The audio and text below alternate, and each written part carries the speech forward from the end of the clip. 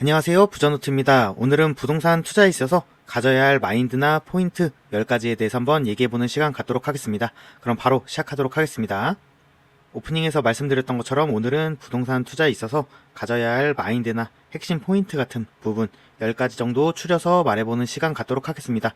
개인적으로 제가 한 7년 정도 부동산 투자하면서 느낀 점을 요약한 거고 100% 정답이 아니니까 참고만 해주셨으면 좋겠습니다. 저보다 더 오래 투자하신 분들, 고수분들은 이미 아는 내용일 수도 있고 아니면 이런 생각을 갖고 있는 애도 있구나 정도로 보시면 될 것 같고, 그래도 부동산에 이제 막 관심을 갖거나 좀 불인이라고 하잖아요. 그분들에게 조금 더 마인드를 잡거나 뭔가 투자에 있어서 방향을 잡는데 조금은 도움되지 않을까 해서 영상 만들어 봤습니다. 그러면 한번 참고만 하면 좋을 것 같습니다. 그럼 시작하도록 하겠습니다. 부동산 투자란 무엇인가에 대해서 먼저 알 필요가 있는데, 저는 부동산 투자는 해보니까 비교다 라고 먼저 말씀을 드려보고 싶습니다. 그래서 본인의 자금이나 여건, 투자금, 그 다음 목적, 상황에 따라서 가장 적절한 알맞는 걸 비교해보고 선택하는 게 아닌가. 그래서 부동산 투자는 비교다라고 생각을 합니다. 근데 이렇게 비교다 보니까 정답은 딱 정해져 있지 않다고 생각을 하거든요. 어떤 분들은 부동산 투자를 조금 하다 보면 이거를 공부나 수학처럼 정답이 있듯이 접근하는 방향으로 좀 더 가시는 분들이 있는데, 그렇게 정답이 딱 정해져 있다기보다는 계속 움직이는, 정답이 따로 있지 않는 그런 게 아닌가라고 생각이 듭니다. 그래서 이런 부분 먼저 말씀을 드리고 싶고, 그래서 부동산 투자 공부는 그럼 정답이 없는데 왜 해야 되는가? 제가 아까 비교나 선택하는 과정이라고 했잖아요.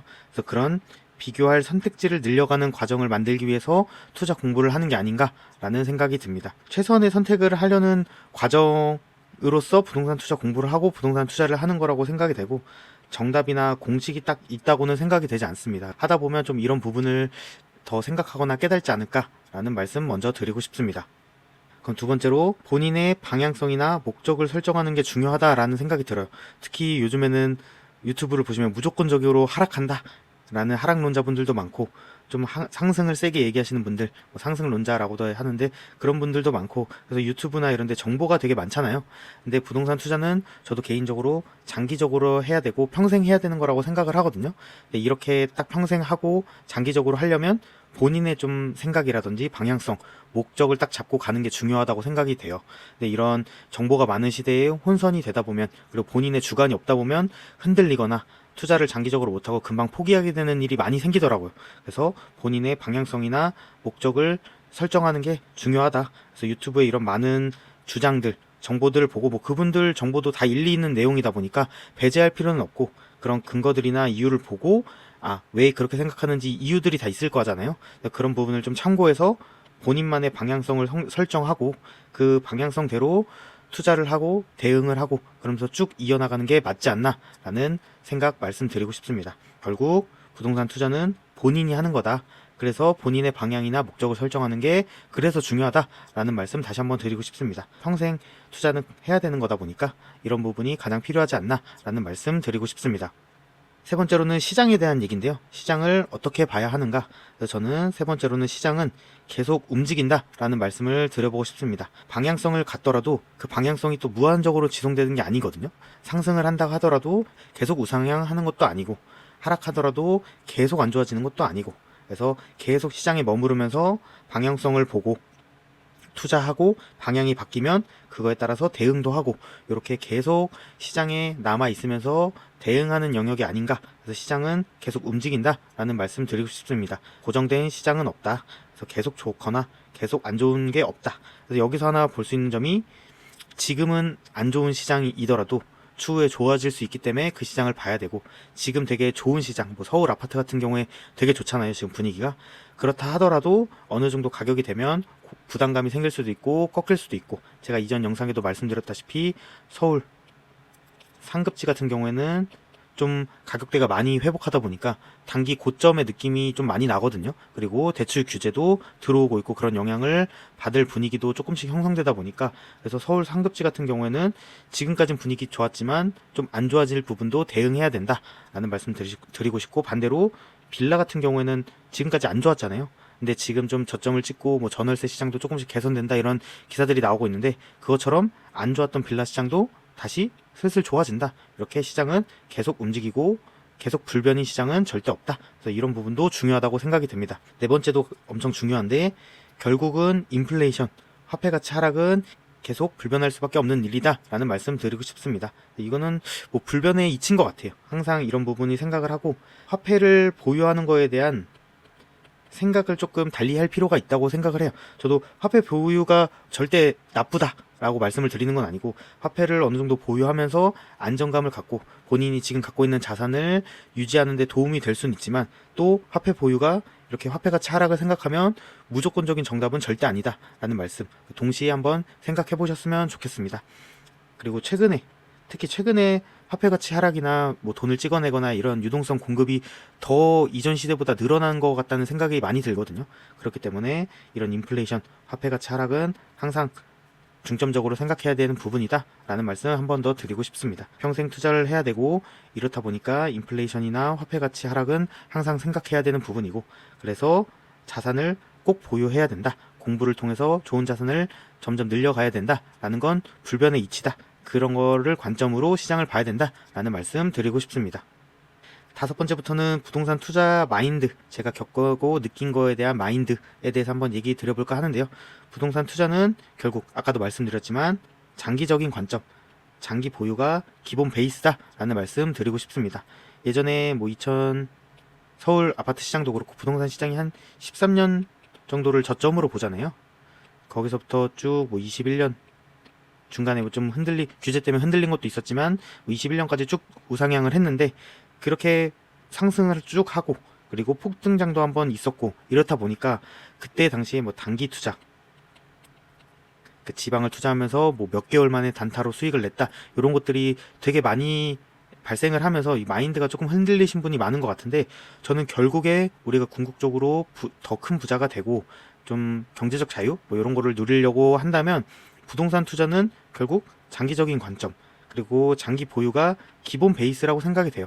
중간중간에 다른 걸 산다던가 뭐 어떤 경제 상황에 대응한다던가 이런 부분에 있어서 팔 수도 있죠. 조금 더 빠른 기간에 팔 수도 있고 수익을 거두고 다른 걸 살 수도 있고 그런 대응하는 부분이 있지만 근본적으로 생각은 요런 장기 보유 장기적인 관점에서 더 좋은 자산을 사기 위해서 노력해야 되는 게 기본 베이스다라는 말씀 드리고 싶습니다.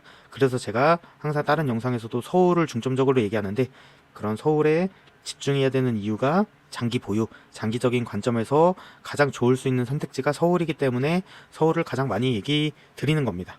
그리고 여섯 번째는 거래가 많은 부동산을 항상 우선시해야 된다라는 말씀 드리고 싶습니다. 최근에 뭐 다시 하락했다 상승하면서 갈아타게 하신 분들도 많은데 그런 분들이 항상 느끼는 게 본인 집, 자신의 집이 안 팔려서 갈아타기를 못하거나 고민이 많은 경험이 엄청 많잖아요.